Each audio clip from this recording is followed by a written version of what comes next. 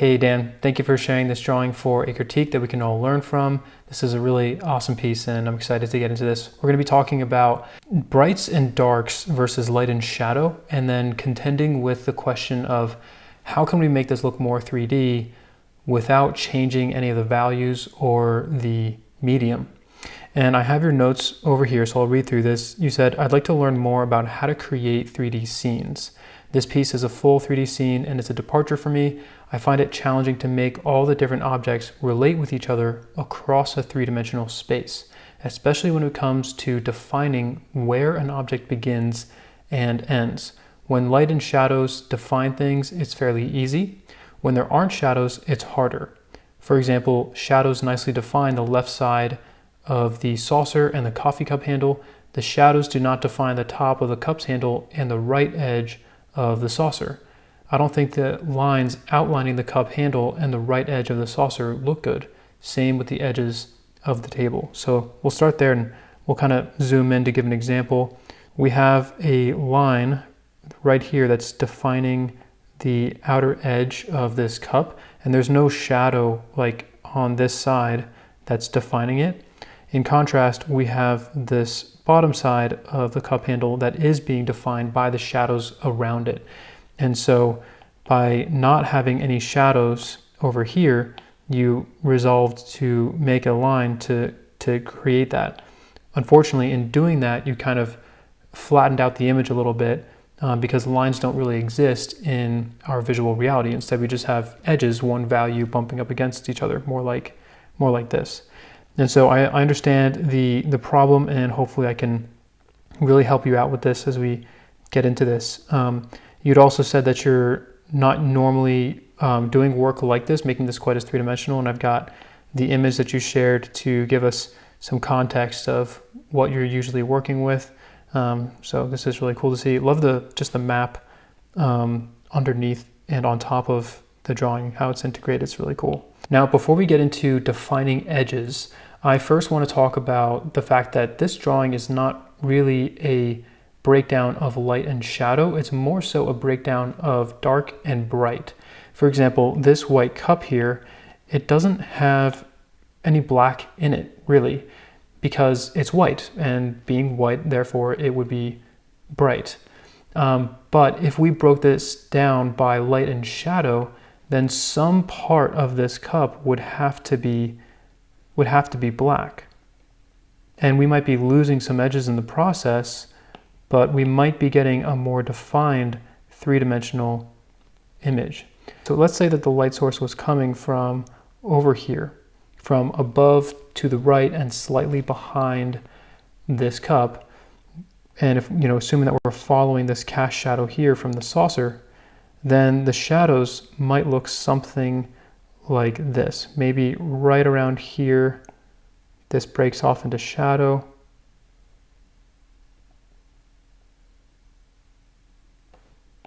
The top of the cup would have some light on it,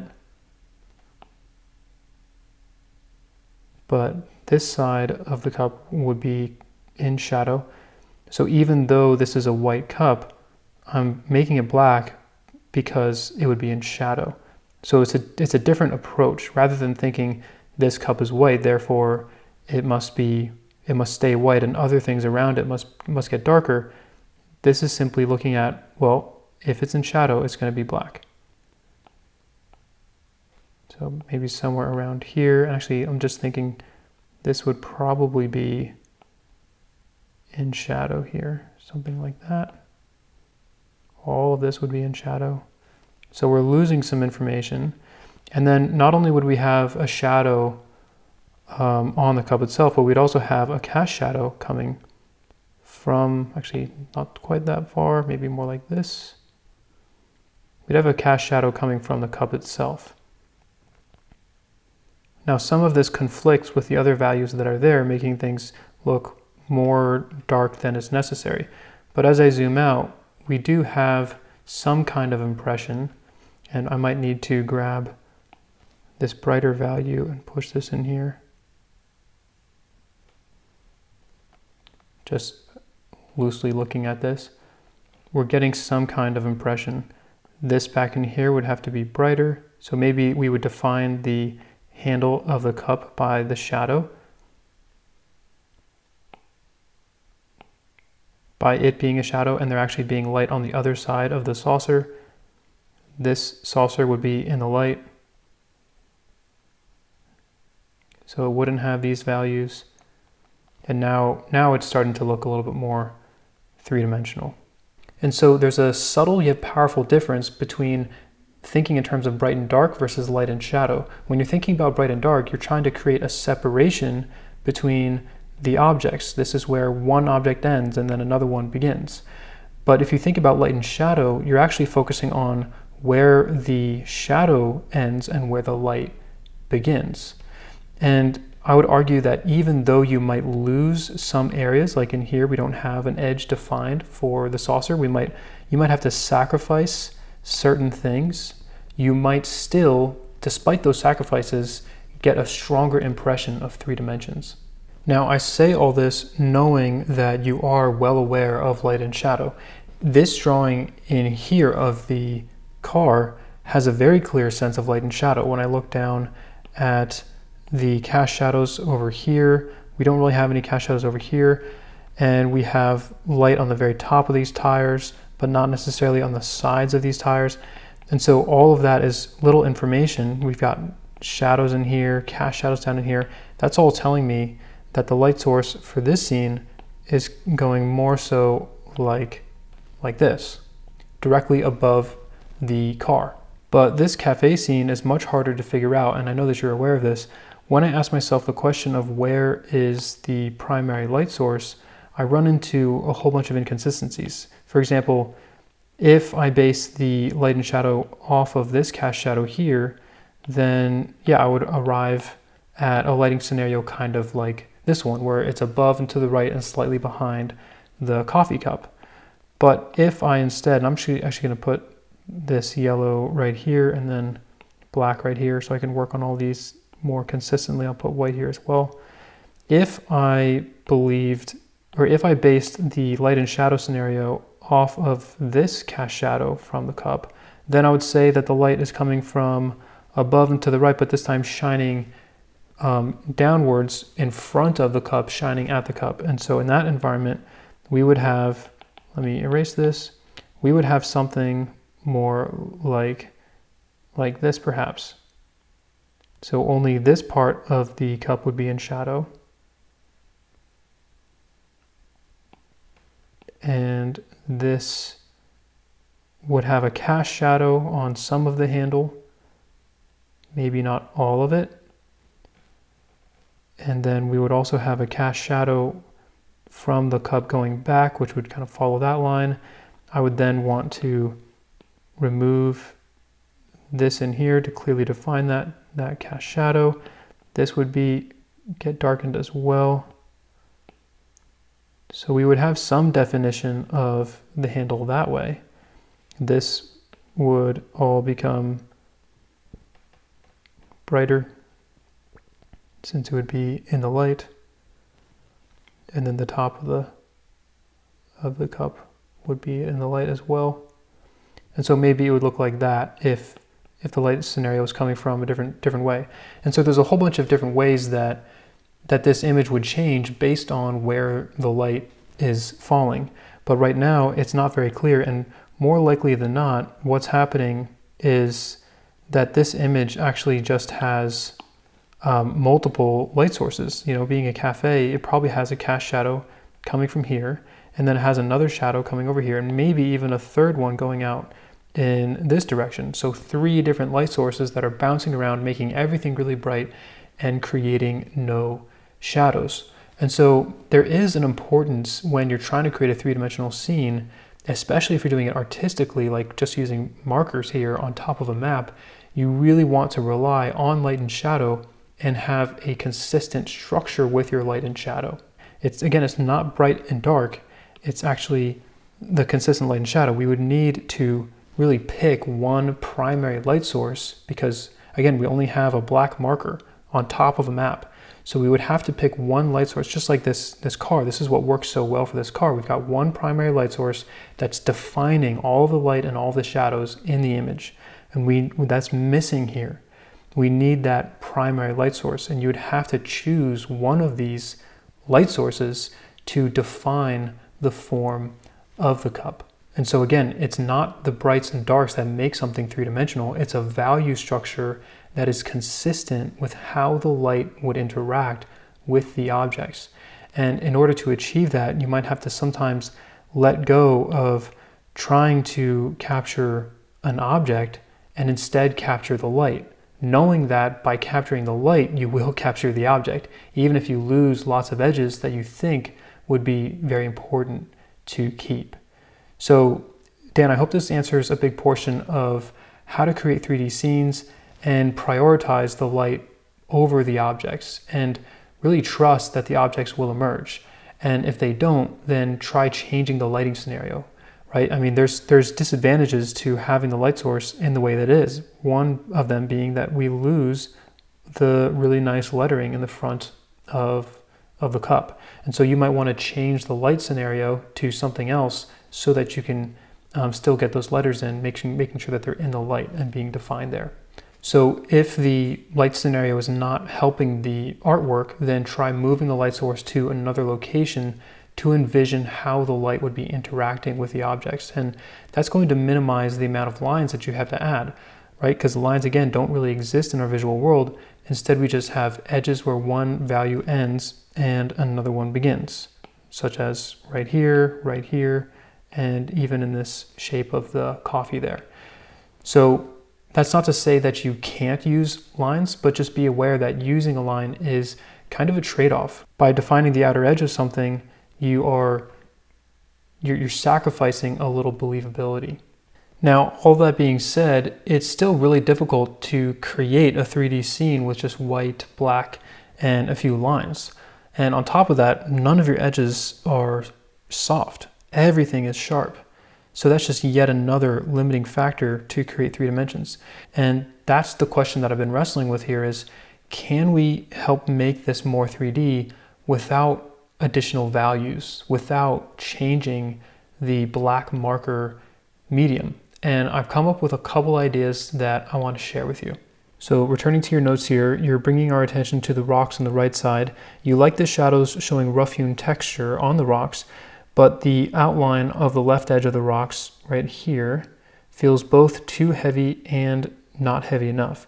Too heavy in the top part of the drawing, and then not heavy enough when it's blending into the grass behind it.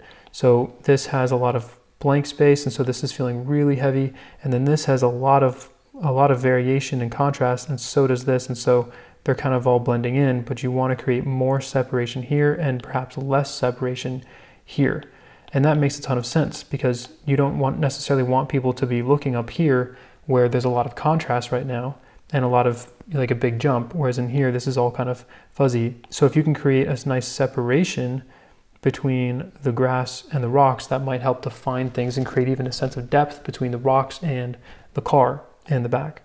So the way that you're thinking about this is fantastic. You're thinking in terms of depth. And this isn't a kind of a problem that light and shadow can necessarily solve, right? Unless this itself is in shadow, right? Because this rock wall seems to have two planes. There's like a plane on the left facing side, and then there's a plane that's kind of facing more towards us. So unless you do something like this, then you're not going to get that kind of separation between the rocks and the grass. But even if you do something like that, then you would kind of have to maybe stagger off like less shadows so that this isn't quite as has quite as much contrast as, say, what's down in here. So that would be like the most that we could do with a light and shadow situation. But again, a problem with this is that having a shadow here doesn't necessarily line up with the shadow that's in the car, or it might not line up with the shadows that would be in this coffee scene. Now, definitely the light and shadow situation of the rocks should be most in line with the coffee scene, because I'm imagining that this is basically a big poster, and then this rock is part of the cafe that they're in. This might be a poster, maybe it's even a window to the outdoors. Okay, so that's like my attempt at doing this with just light and shadow. But let's try to think differently. That, okay, let's assume that the light and shadow is all done. What can we use? And so what we're trying to do is not change the medium. We have a black marker. That's what we've got. And we're working on top of a map. So we can't even, take like a white and cover over things. We literally just have black to use here. And so one idea that I have to help you out is to use pointillism, right? I'm trying to kind of create ideas and ways to create the impression of an edge that can also kind of create like more value separation. So if I start putting in a bunch of these dots very carefully, all on the one side of my choosing, and if I make those dots nice and dense in one area, and then I start to kind of fade them out as needed, I can kind of create a second value that's not necessarily black and not necessarily white. Of course, it is just black and white, but when I zoom out, you're starting to get an impression of a different value. Kind of like how this in here feels like its own value. It's not exactly black, it's not exactly white, even though it's just these squiggly lines. It's kind of like doing that. And so pointillism, or like whether it's pointillism or scratchy lines, even you've already kind of done this in here a little bit with the wood texture. That's one way to manipulate a separation between one thing or another, is kind of by you can get pretty dense. Like I could even fill this in over here and then just kind of fade it out. I could even take, these different things and push them out over here a little bit, and even bring them out over here and kind of fade them off. I probably would not have such a bright shadow at this point. I'd probably be really careful with not having any too big blocky marks. Like just thinking about things from a distance here, that these big dark blocks will really kind of stand out and have a lot of contrast. So I would have less of those like larger swaths of black for areas that you don't want to have too much contrast. But you can use, whether it's dots or scraggly lines and things, to start to create more of a sense of depth and form. So just to kind of show this in another way, I've already created a layer. So if you just look at that corner, you can even see around here, you can see some of those dots as well. So I'll just turn this on and off. So I was able to create a little bit of a separation between the table and the wall. And just by turning this on and off, you can see the separation that it provides. So that's one solution. Again, it doesn't have to be exactly dots, but just thinking in those terms. And then another option is the more classic etching. So etching is basically, it's this idea where you can break down values. Again, it's similar to pointillism, but let's say that we have 4 values. So we'll have one value be our darkest value, which is when the black is completely covered. And then we have another value that we have some lines going in parallel directions. And let's say we do this a few times. But you would have a set number, an exact number that you want for this. So I've already forgotten what number I'm on, but it could be something like that. So it's not exactly black, but it's pretty dark. Just want to kind of cover that up a little bit. Then maybe you have another one, and this one has maybe just one parallel line, and then the last one has nothing. And so here you've created an impression of 4 values just by managing the number of parallel strokes that you go across in an area.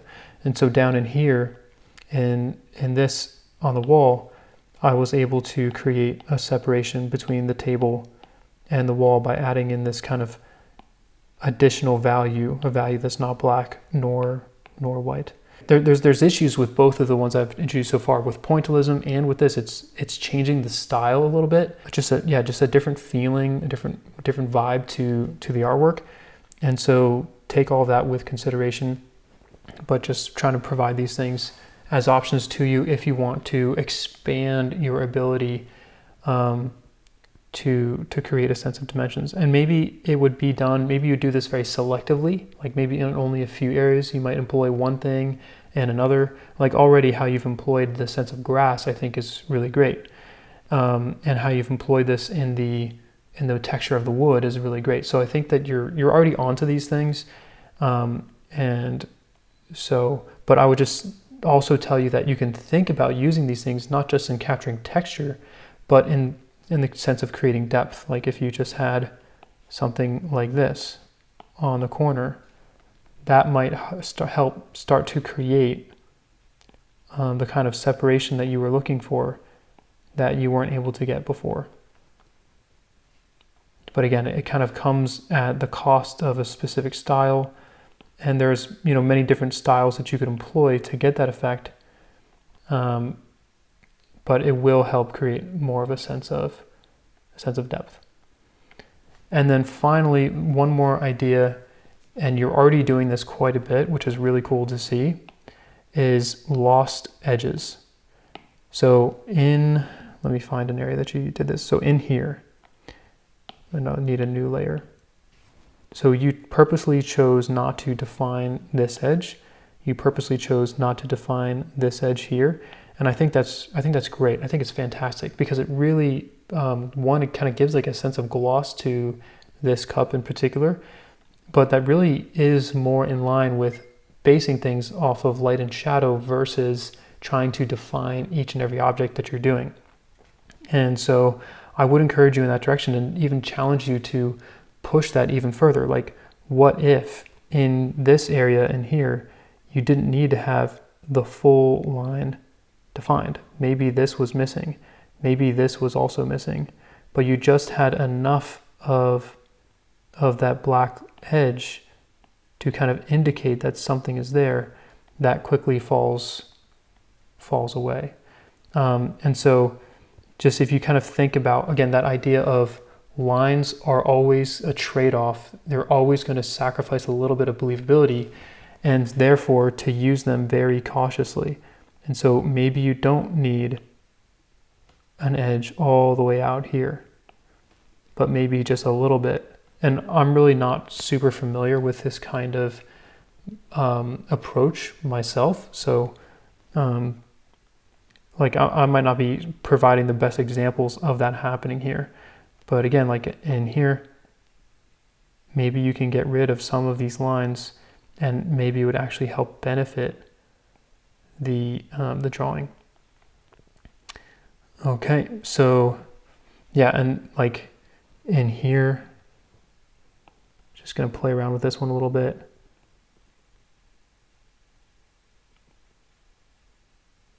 Maybe just a subtle edge there. Maybe this is all gone. A little bit where there might be a crease. So I'll just make this one go away.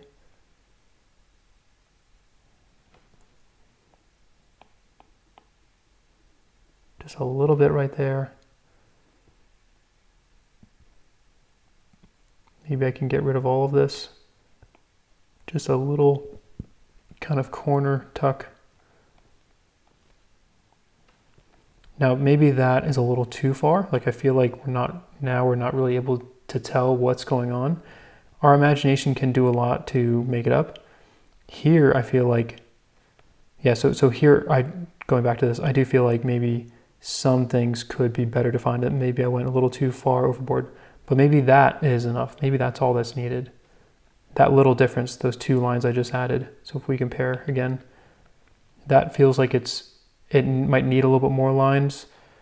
This feels like it's the perfect amount. In here, this edge is so defined all the way through that maybe we don't need this at all. So there, I feel like we benefited again. We don't actually need an edge there.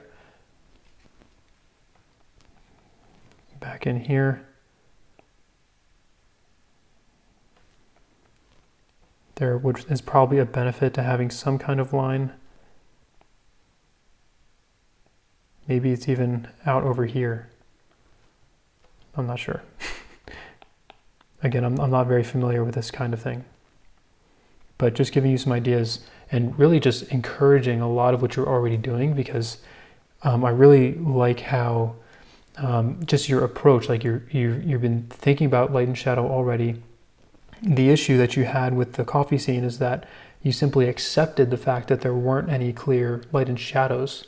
And so you just tried to do your best by finding the brights and darks. And I would challenge you to say, actually go ahead and just, choose a light source and then create light and shadow off of that. It's not easy to do, but that's what I would recommend if you want to really push the sense of 3 dimensions. But for over here, like, how you're thinking about depth and how you're thinking about like the weight of showing how like one area can create a better sense of depth versus another area, all of that, the way that you're thinking in terms of depth in 3 dimensions. Like you have form and then you have depth, and you're thinking about both, which is really cool. And the way that you're getting creative, like with how you've been losing edges on things, I just think is really great. And I just want to encourage you, like, keep going, because it seems like you're off on a great trajectory in how you're thinking about all these things. And I think that your execution of these ideas that you already have are just going to get better and better as you continue to play around and experiment. Hopefully that just gives you some creative ideas on how you can move forward with creating more 3-dimensional images. And I don't know that I've given you a perfect solution, so you'll get to have the reward of figuring it out. Now, all that being said, I'll move on to one more thing to comment on just what would happen if you did employ a third value, because I think this would be actually the easiest thing to do, and I don't know exactly how this would work, but if there was a way to add an additional value, something like this. So what I just did is I did kind of like almost like an ink wash, like I darkened the whole map except for a few areas.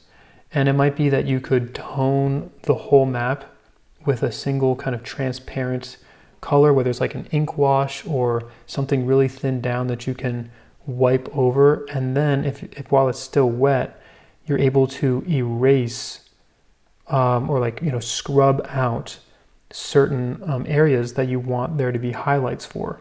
And so that's how we have black, white, but also this kind of thin brown color. So basically we've added white, essentially. We thought we had, I think you know what I mean. But look at how on this rock, this side of the rock here, let me move this notes away. On the rock here, we now have highlights on the rock that's helping explain the turn in form. We got highlights now on the grass, helping explain the turn in form. We even have a very nice and subtle light and shadow relationship in the cup.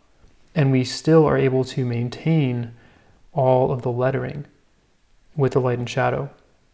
And so I don't know exactly how to do this, or even how it might, if you did an ink wash or something, whether you had to work around the areas. I don't know, if it's like watercolor, you probably have to work around the areas that you want to stay nice and bright. And it might be difficult to get a very even toning.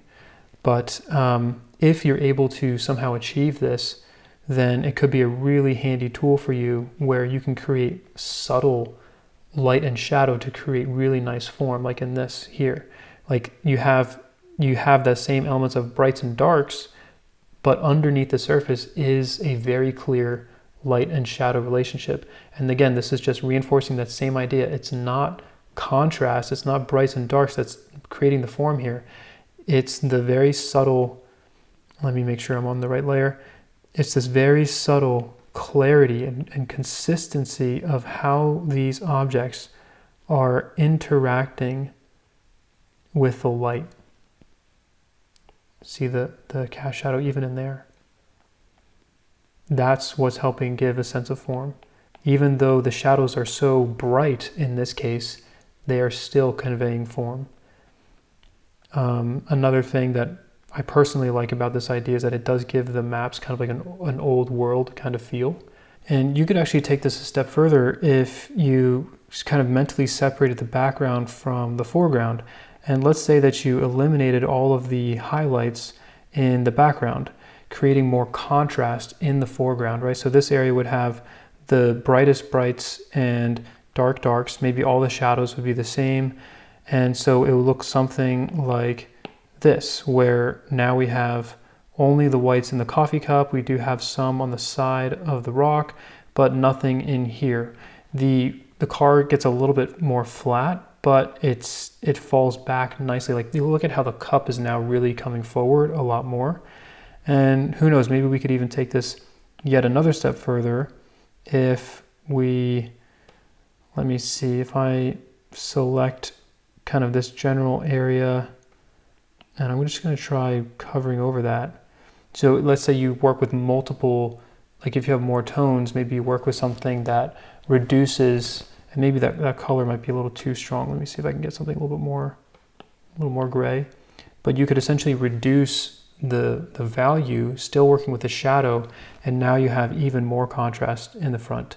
That might require you to change your medium in a few ways. So, but just to make you aware that there are, these are just ideas on how you could create more contrast and more separation.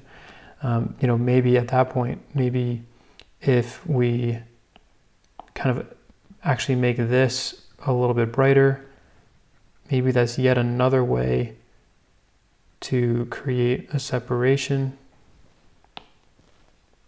between these things. So there's just a lot more becomes available to you when you have more values to play with. So again, this is not to say that this is a better approach, but in the interest of creating something to look more 3D, having more values at your disposal will be a benefit to you.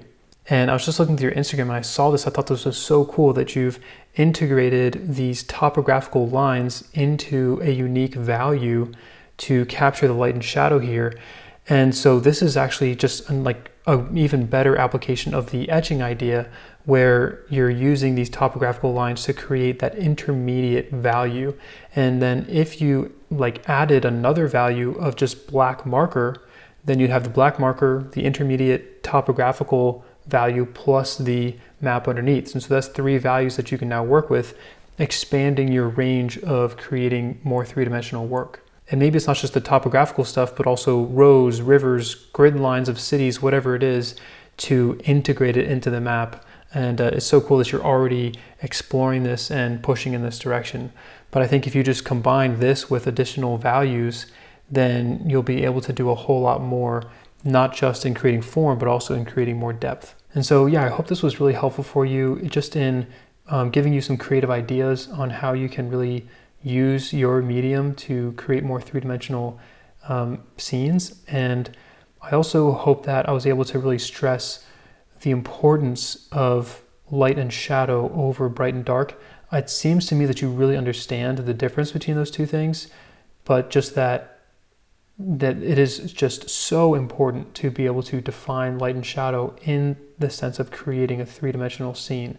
And I would encourage you once again to not try to define the objects as much as you're trying to define the light and shadow. And in defining the light and shadow, you should be able to define the objects indirectly. So yeah, if you have any questions, just reach out, and hope this was helpful and beneficial to you. All right, take care.